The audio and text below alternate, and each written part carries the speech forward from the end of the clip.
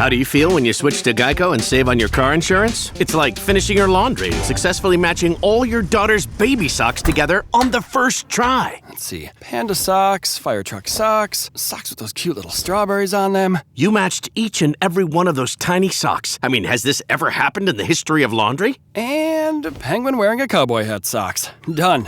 Enjoy the moment, Dad. You've earned it. Yep, switching and saving with Geico feels just like that. Get more with Geico. Good day and welcome to Predators Proclivity, where we look at data from the season for the NHL Nashville Predators and make comments upon it. I'm your host, Preston Proctor. The Predators are home for a 4-game stand. They've played 2 already. So the second half is coming. Tomorrow they play the Kings and Monday Carolina.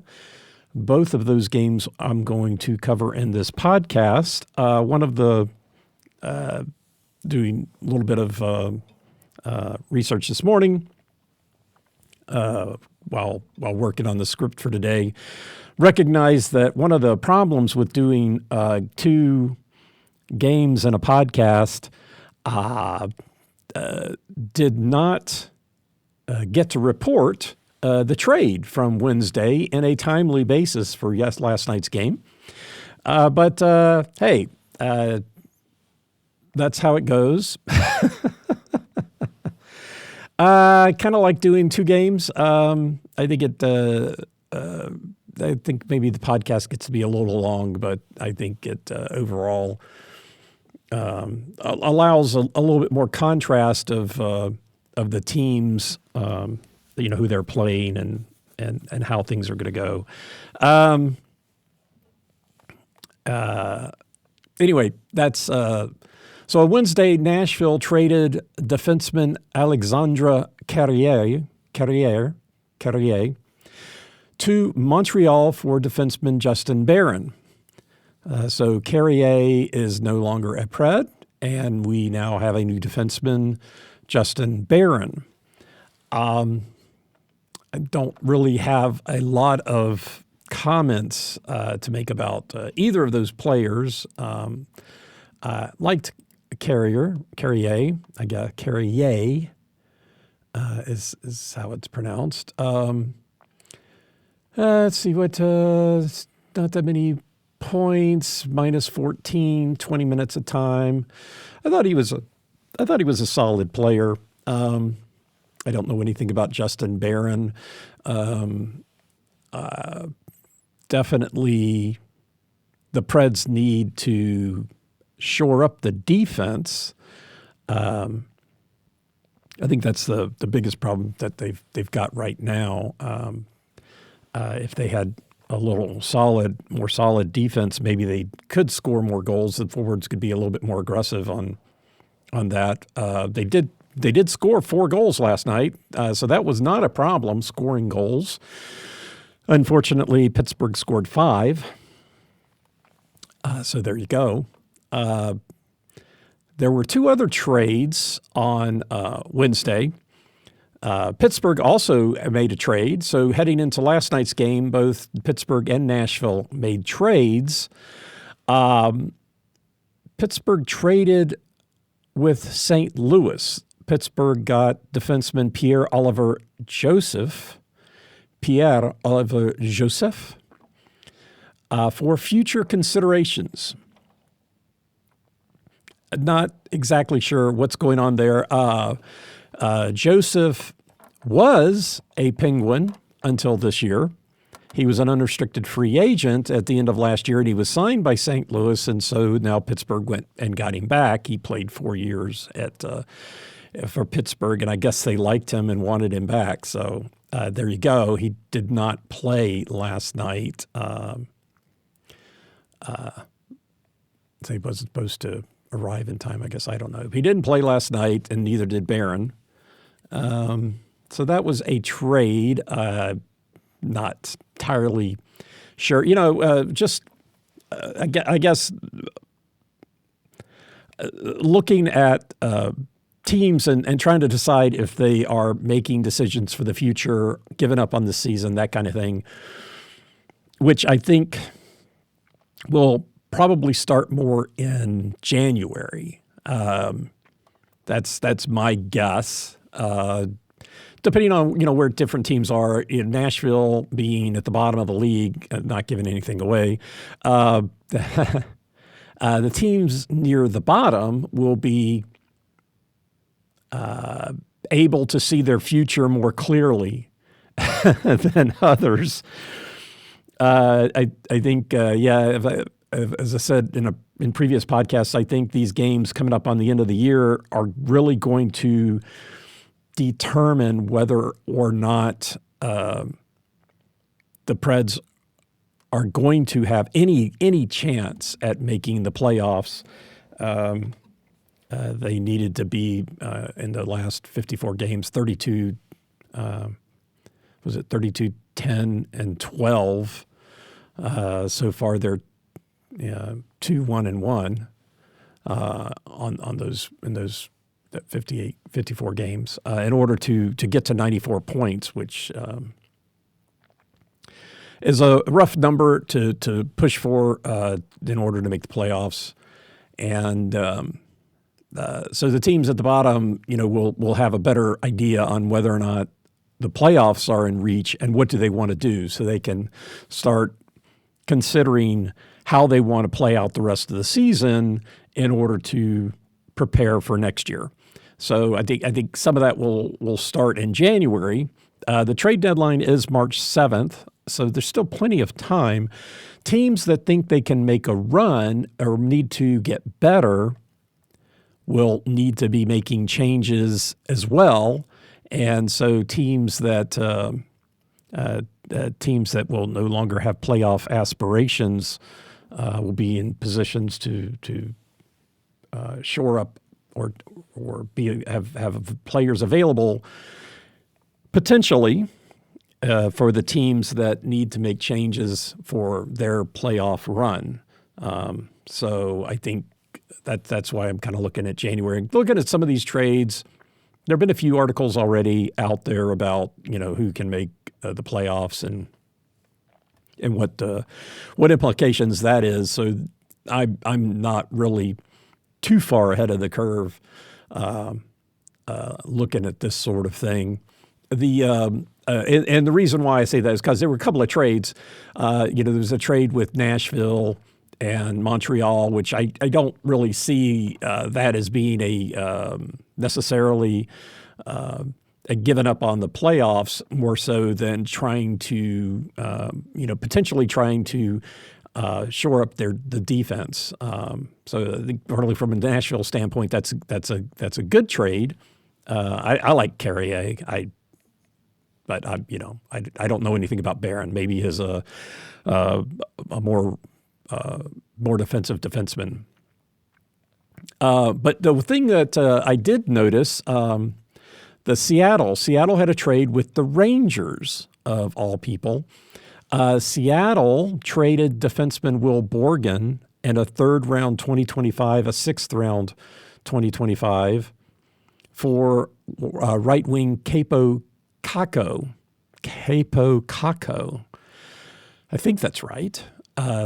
Lots of duplication of letters in that guy's name. And so that just kind of that stood out to me. I did I followed the Kraken. Used to live in Seattle. We were living there when they announced the team. Almost bought season tickets, probably half season. But had the glad I didn't, because we moved about a year later. We moved before they finished the arena, and but I was going to put a deposit down to buy tickets, and I remember sitting there staring at it, thinking, "There's no way I can make it to that stadium where the stadium is. The old Key Arena, where the Sonics used to play. One-way streets, no parking. Oh my gosh! Just the whole idea of the exit off 405 is Mercer, and they call it the Mercer Street mess. for the longest time, they were working on that exit. I don't know if they'd ever got any better.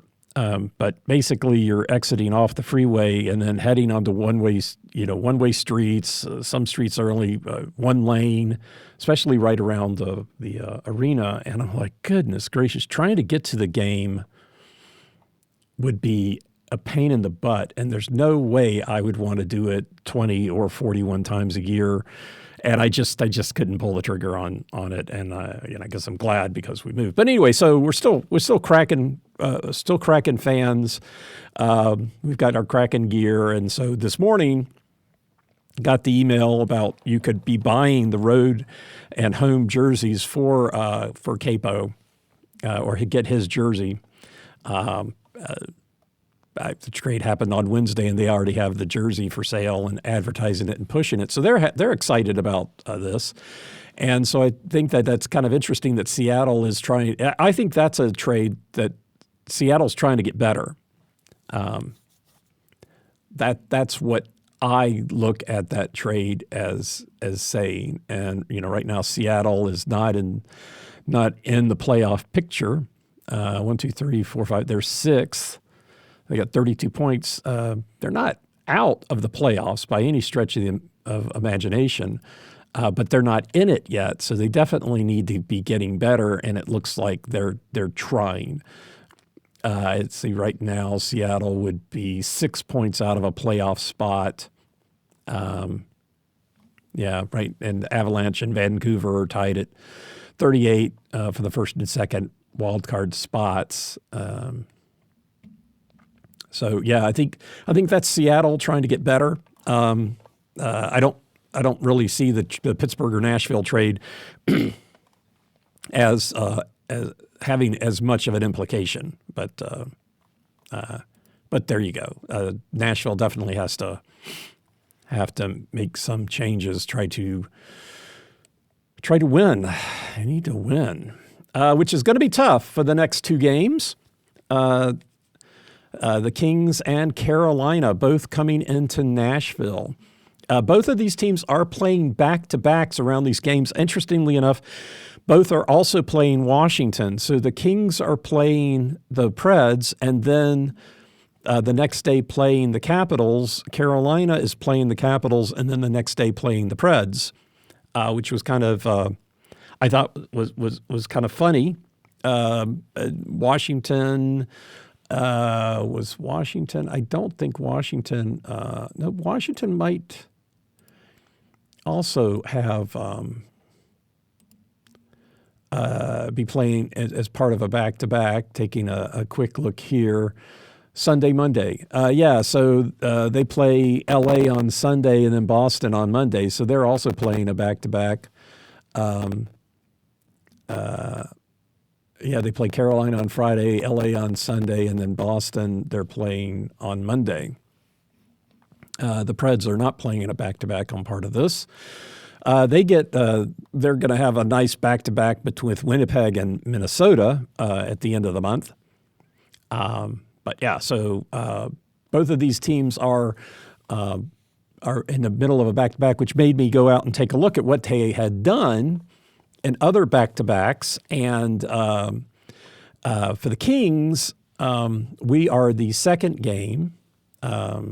We're the first game. But this is the second game of the year versus L.A.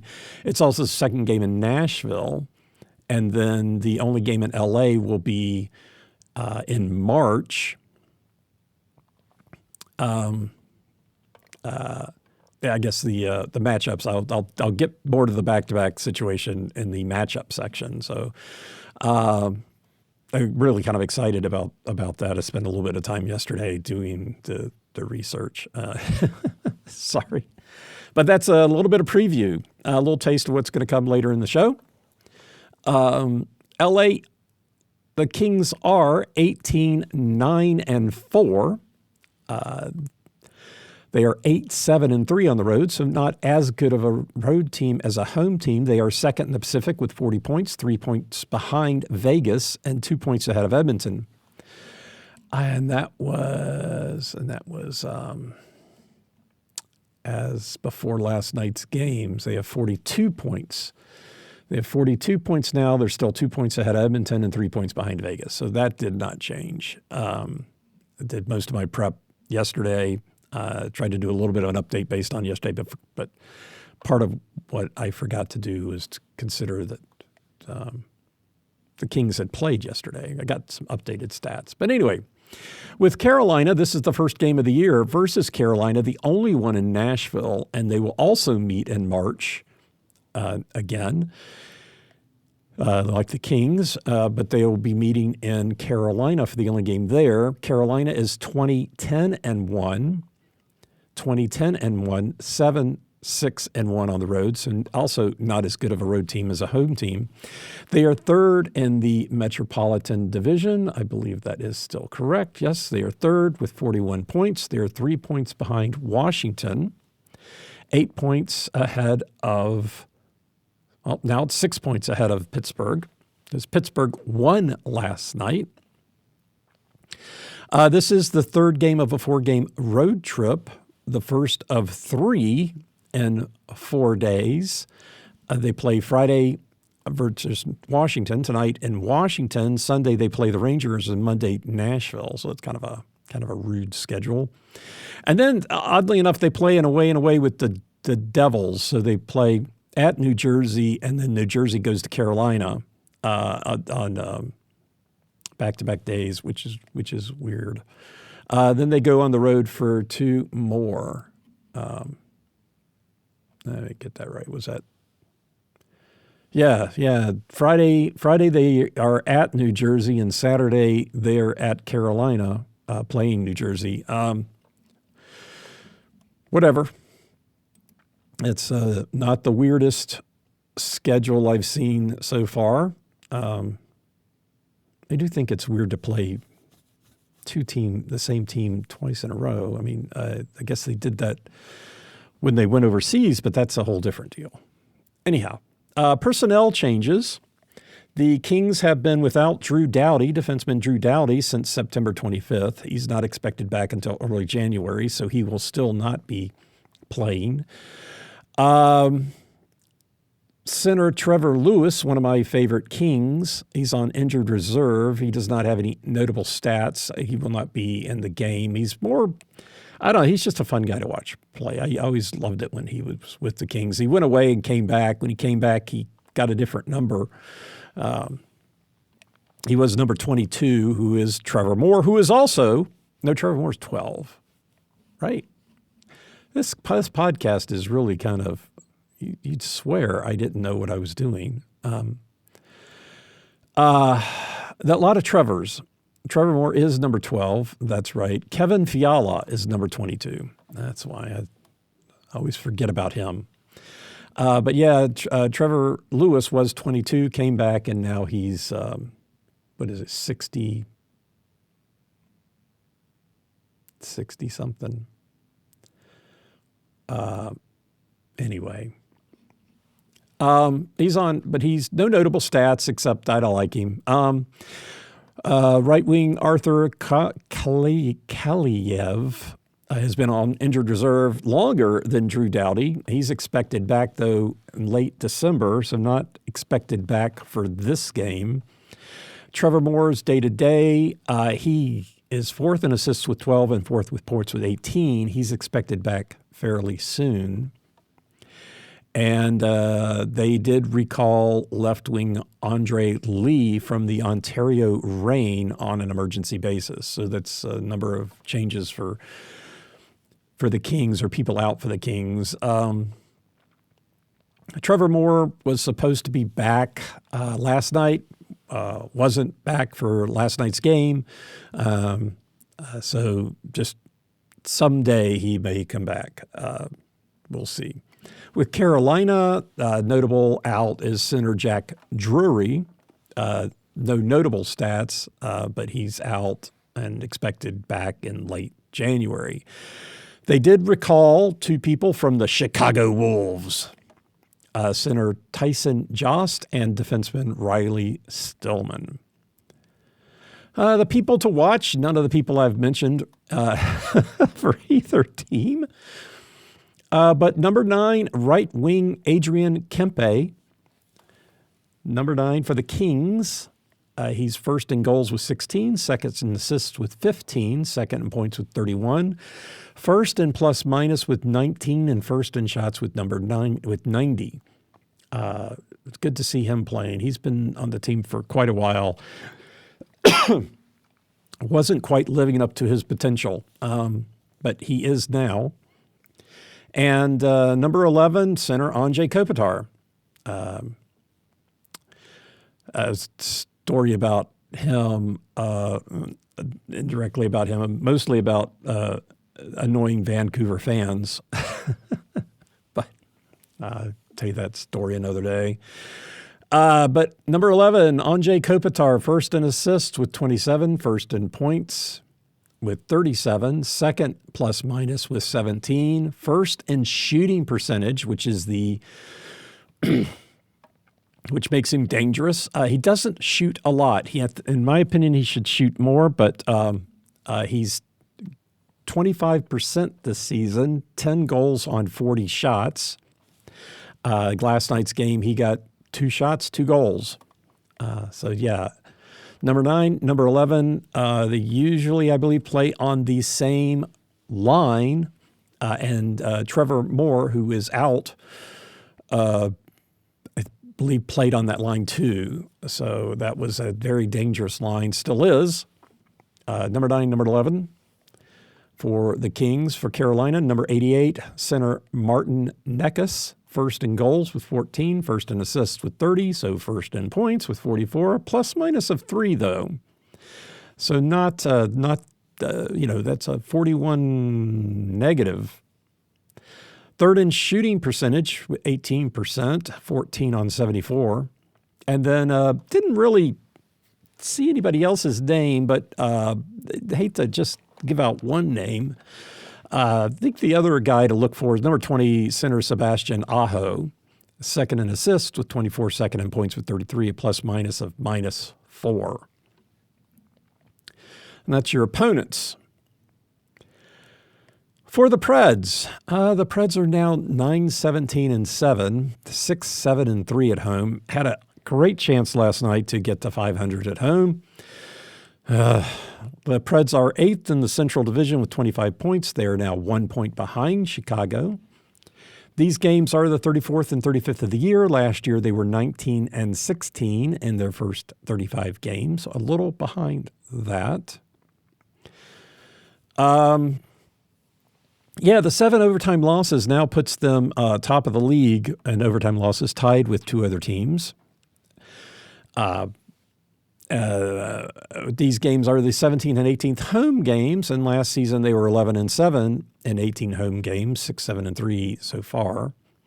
To get to 18 home games last year took 32 games, so they were 18-14 overall, but 11-7 at home. And these 2 games in the 4-game homestand, they are 1-0-1 on the homestand so far. Next up, 6 games on the road. Personnel changes. Number 59 defenseman Roman Josi is back on injured reserve day-to-day. Did not play last night. He is expected against the Kings on Saturday. Number 20 defenseman Justin Barron, who they just acquired from Montreal, is on injured reserve as well. He is also expected for Saturday's game. So we could see him, that number 20, skating around the rink. Number 3 defenseman Jeremy Lauzon was activated from injured reserve, so he's back in the lineup. Number 40 center Fyodor Zvechkov was reassigned to the Milwaukee Admirals, and number 45 defenseman Alexandre Carrier was traded to Montreal. People to watch: number 9 left wing Philip Forsberg, number 59 defenseman Roman Josi, number 81 right wing Jonathan Marchessault, and number 91 center Steven Stamkos. Now, Forsberg, Marchessault, and Stamkos are all tied with the goal lead at 9. Josi is first in assists with 16. Forsberg is second, and Marchessault third. Forsberg does lead the team in points. Josi is second, and then Marchessault is third. I think Stamkos is fourth, but I didn't write that down. I just listed Stamkos because you got to talk about Stamkos at some point, but he's finally tied with the goal lead. Forsberg is first in points, first in shots. Josi's first in time on ice, and last in plus minus at minus 21.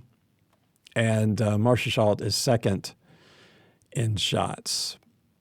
The Preds at home, they're 6-7-3, 1-0-1 on the homestand. Getting the first goal, which they did get last night, they are now at home 4-3-3 when they do it, so even money as far as that goes. The other night, that was an away game, but 4-3-3. When they don't get it, they're 2-4. If it happens in the second period, they're 2-1. If it happens in the first period, they're 0-3.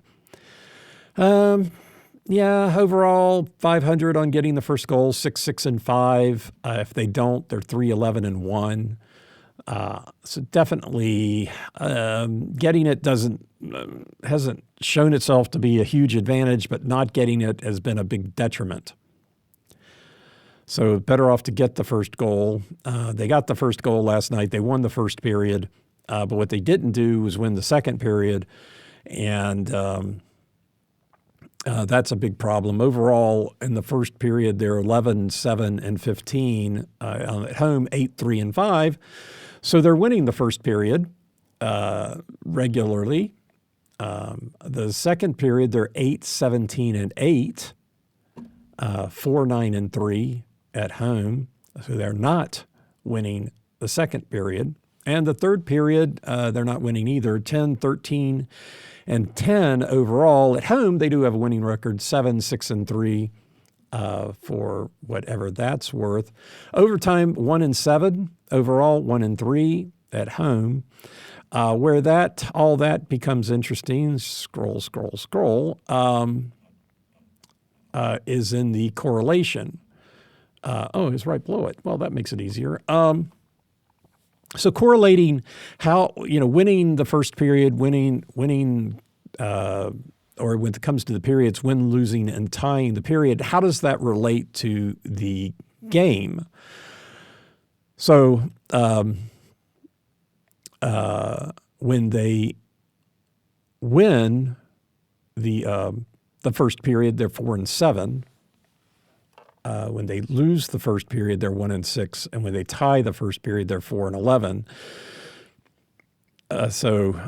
They at home they're 4-4, so they've won the first period 8 times and won the game 4 of those times. So they're 500, which is better than their record. So that's good. They've lost the first period 3 times. They've lost the game every time, and then they've tied the first period 5 times at home, and they're 2-3 in that. And the second period, they have won the second period 4 times at home, and they're 3-1. You're winning the second period, a trend. Not a stat, but a trend. And 9 times they have lost the second period at home. 9 times they have lost the second period at home. They're 2-7. So they have won twice, once in overtime. They have won twice when they lost the second period, but they're 2 of 7 when they lose it. And when they tie it, they're 1-2. So they actually tied the second period the other night, and not Pittsburgh, but against the Rangers, scoreless second period, if I remember right, and won the game. So that's the first time this season that they have overall or at home tied the second period and won the game. Before it was 0-7.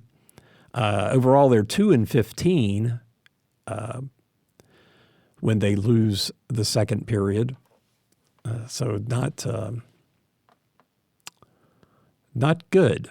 When they win the second period, they're 6-2. The third period, at home, they're 6-1 when they win the third period, 0-6 when they lose it, 0-3 when they tie it.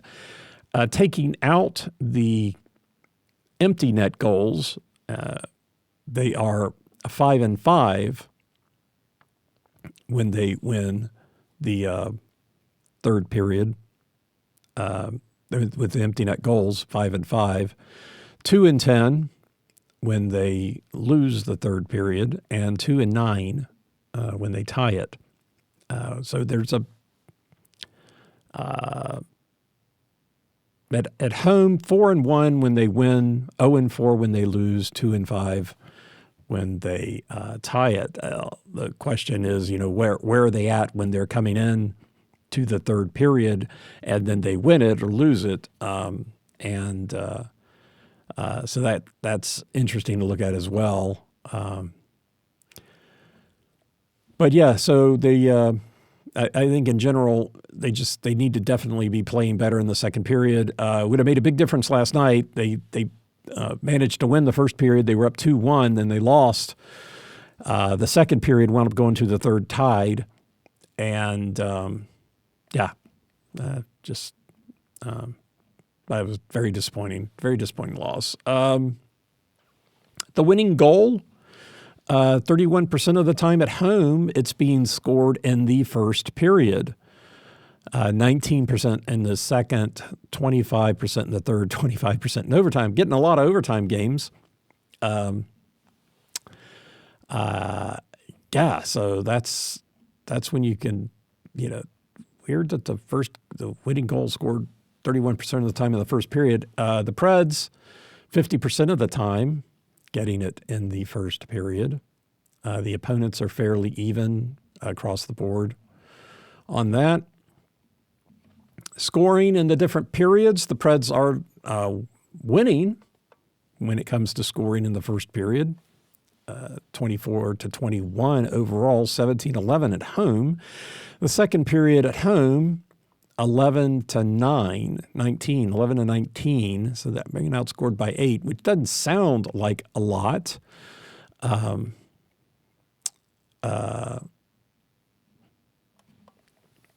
Interesting when the Preds win in the second period, they have only a 1-goal advantage, 5-4. So even when they win the games, they're not scoring a lot there. They are scoring more in the third period, 12-2, outscoring the opponents 12-2 when they win. They have, I think it was 7. They have 7 empty net goals. So taking those out, it's 5-2, which is still an advantage. When they lose, they still have an advantage. Losing at home, they still have an advantage of goal scoring in the first period. They're up 12-11. So they are outscoring the opponents even when they lose. When they lose the game, they are outscoring them in the first period. They are being outscored 6-15 in the second period and 4-14. Now, there are 12 empty net goals in that, so actually that's a lot better than that. 4-2. That's kind of interesting.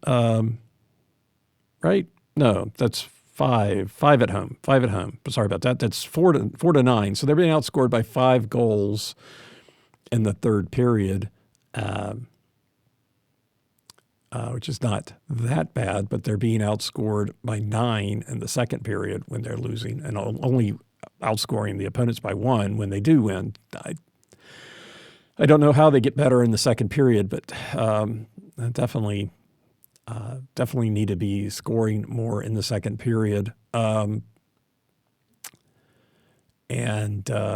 night a tie. I mean, they tied in Rangers. Last night a tie in the second period would have been just fine. All right, so that's the Preds. And what about the matchups? Okay, so the LA Kings, last year the visiting team won both games. The winning team scored 4 goals in all of the games. the score at the end of the first period. And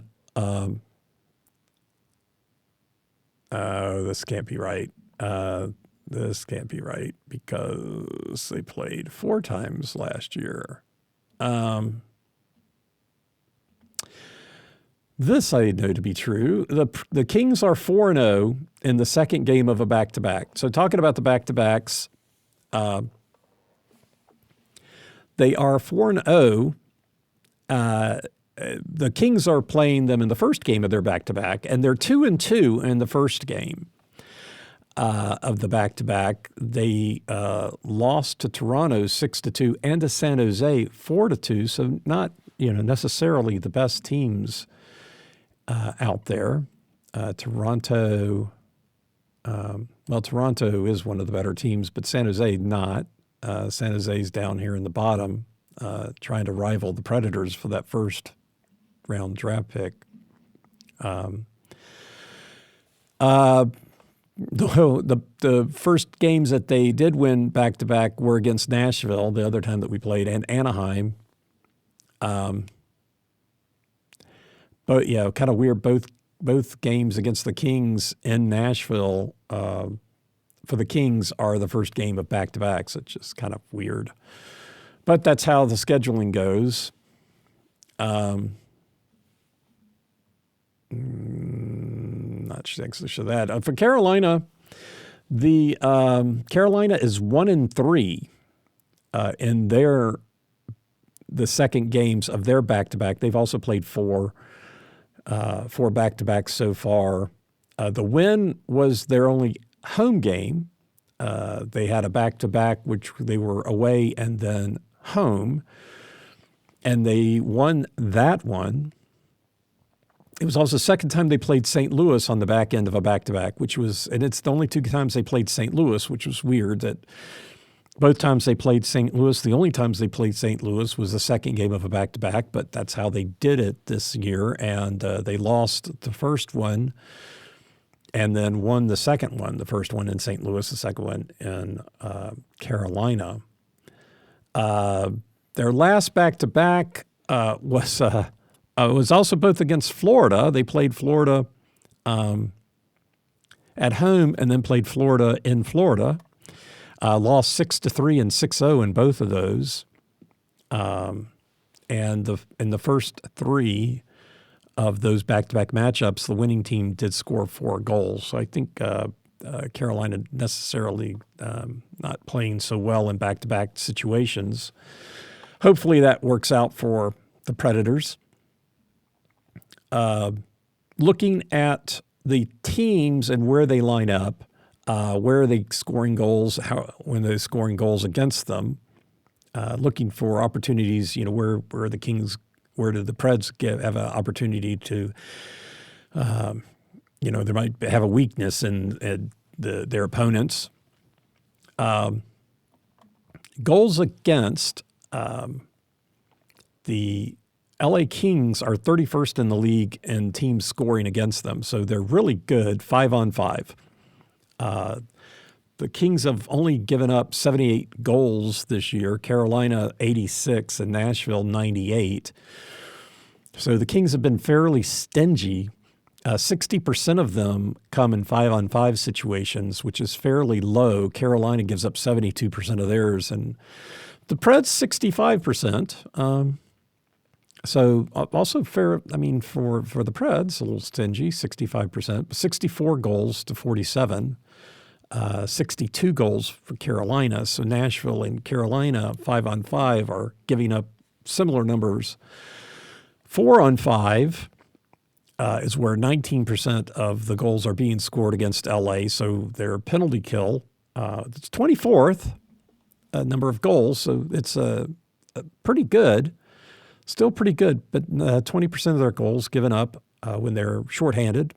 Carolina is giving up 12% of theirs, 10, and Nashville is bottom of the league, best in the league, 32nd, giving up only 8 goals on 4-on-5, so 8%. That's potentially an opportunity. I think goals 5-on-5 are going to be hard to come by against the Kings. So it looks like, potentially in the power play. The other place, looking for where teams give up goals. So where do the Preds give up goals? Well, 12% of their goals, third in the league. So one of the worst, 6-on-5. So 6-on-5, the Preds have given up 12. I guess that's not necessarily surprising since they've lost more games than anybody else, which means they probably pulled the goaltender more than anybody else. So that number kind of rolls in there. Carolina's only given up 5. The Kings have only given up 4. So the Carolina, if you want to take those goals out, so Nashville would have given up 86 goals, not 6-on-5, and Carolina 81. So Carolina's given up more goals definitely than the Kings. So I think Monday night's game is going to be a little more high scoring. The Kings have always been more of a defensive oriented team, which is usually Western Conference teams tend to be that way. Where are the Kings scoring goals? Where are these teams scoring goals? Well, Carolina is one of the top teams. They're scoring 112. They've scored 112 goals. Nashville scored 72 at the bottom of the league, and then the Kings have scored 94. Scored 94. Where they're scoring is 5-on-5. 72% of the time, the Kings are scoring 5-on-5, and then 13% of the time 5-on-4. So they're in the 5-on-4, on 5-on-4 situations, they've scored 12 and given up 15. 5-on-5, they've scored 68 and given up 47. The other place is 5-on-6. They've given up 11 goals, scored 11 goals when the other team has pulled their goaltender. So they've scored 11 with an empty net, and the Preds have given up 12. Again, the Kings are one of the better teams in the league, so the other teams pull in their goaltenders, like Nashville usually has to do, so no real surprise there. But that's where they're scoring, given that they've scored 94 goals, 12% of their goals being empty net goals, and they're only scoring 94 goals is they're not a very high-scoring team. So it's definitely going to be more of a defensive matchup tomorrow. The game is going to be in the afternoon. LA will be getting ready to play, a back-to-back. They'll have to play Washington. They have been traveling on the East Coast, so they were just up in Philadelphia last night. So the time zone thing is not going to be necessarily going in the Preds' favor. I think the Kings will definitely have adapted to that. But tomorrow's game is going to be high scoring. The opportunities are going to be on the power play. Other than that, the Preds are going to need to play tough defense. They played really tough defense against the Rangers the other night. I think that's the kind of game that they're going to need to pull out, and then rely on power play goal here and there to score. Carolina scores most of their goals also 5-on-4 or 5-on-5, 62%. But they score 23% of their goals 5-on-4. So the Preds need to be careful. Again, they're at the best penalty kill, tied for the best with the Rangers. But that's they don't need to test that against Carolina. So I think against Carolina, they need to stay out of the penalty box. I'd like to see them just to stay out of the penalty box. They're one of the more penalized teams in the league. And that's not going to go in their favor against these two teams. Carolina is fifth in power play percentages at 27%, at 27 goals on 99 opportunities. Fifth in power play goals for 27. 27. They're fifth in number of goals scored, fifth in percentage. So that's definitely need to stay out of the penalty box against Carolina. As far as the scoring in periods, the Kings tend not to score very much in the first period. They're 30th in the league in scoring. Carolina is 4th and Nashville's 28th. But they do score 7th. They're 7th in the third, so they get most of their scoring in the third period. Granted, they've got 11 empty net goals, but of their 40 goals in the third period, 11 of their empty net, so that would be 29. But, they're 7th in the league. They scored 32 goals in the second period. The Carolina is fairly even, 34, 36, and 40. They just score a lot of goals. And Nashville is at the bottom of the league, oddly enough. Worse in the second and third period. They're 31st in the league in the second and third period and 28th in the first, scoring 22, 23, and 26.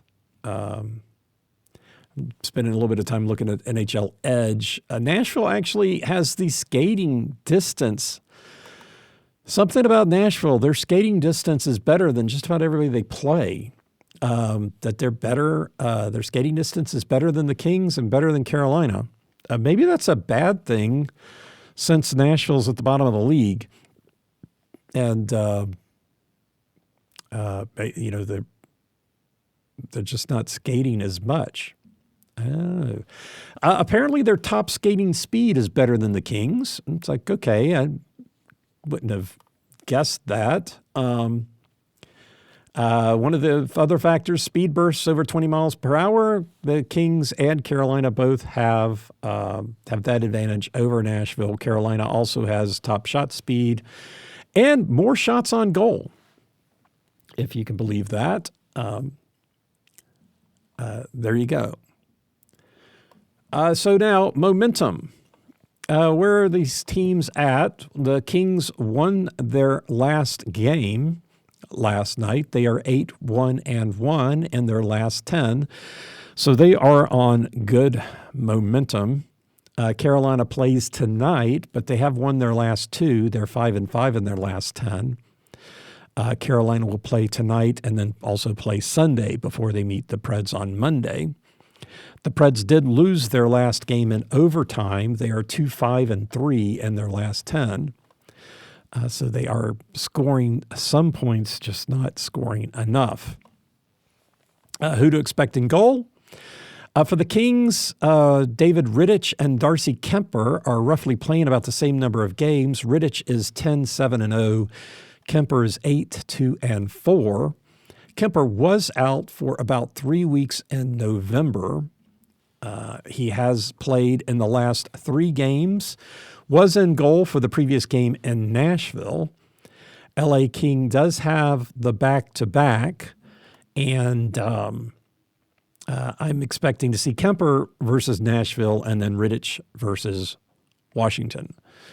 For Carolina, Peter Kochetkov has played the most. They seem to have had a lot of goalie calling up and pushing down, trying to figure out their goalie situation because Frederick Anderson went out injured in late October. Kochetkov is 13-5-0, picking up the bulk of the work after Anderson went out with Spencer Martin, who's 3-4-1. He was the backup. He has been sent back down after they signed Dustin Tokarski to a 1-year, 2-way contract. He's 1-0-0, and so Tokarski is the current backup. Last year, Kochetkov was in goal when Carolina beat Nashville last year. Ranta was in goal when they got the loss.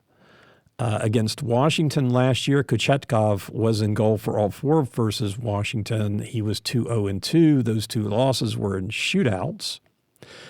I'm expecting Kochetkov to be in goal Saturday versus Washington, and so Monday, Tokarski will be in goal versus Nashville. I did notice that earlier in the season, Carolina did play one goaltender in the same back-to-back. The Martin played back-to-back games, so they could. Just like Saros played both games in a back-to-back, you could see Kochetkov, but I think we'll probably see Tokarski Monday.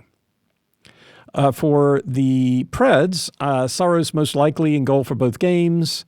In Colorado last year, Noonan didn't play against either of them. And last year, Saros was in goal for all of the games versus the Kings and was in goal for the loss versus Carolina. Lankinen was in goal for the win. So Saros, it's not a back-to-back situation. I do feel like Noonan needs to be playing a little bit more. It would be helpful, I think, for him to play. I think that he will play when they get to that back-to-back situation against Winnipeg and Minnesota. I would guess, I'm not going to guess.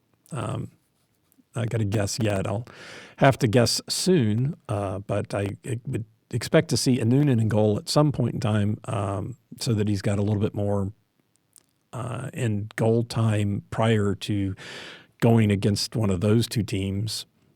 But for now, I expect to see Saros in goal for both of these two. All right.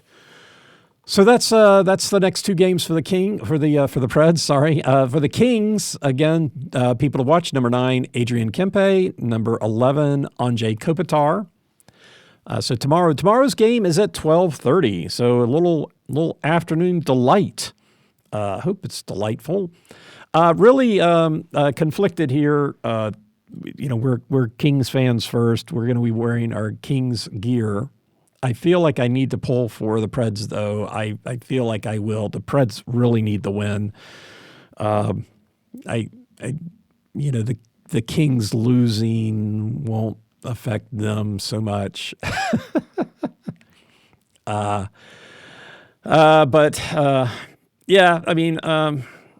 Hopefully it's a good game. I really hope it's a good game. I was really nervous during the Ranger game the other night. That game just really, the second period just pins and needles the whole time. I think this game. It's kind of interesting how you can play two games and they be similar to two other games. The Kings game, I think, is going to be just like the Rangers game. It's going to be low scoring. It's going to be very tight. It's going to be very tense. And Carolina will be like Pittsburgh last night. A lot more scoring. So Carolina to watch out for, number 88, Martin Necas. And that's primarily the guy to look for. But number 20, Sebastian Aho, just for somebody else to look at. So tomorrow's game at 12:30.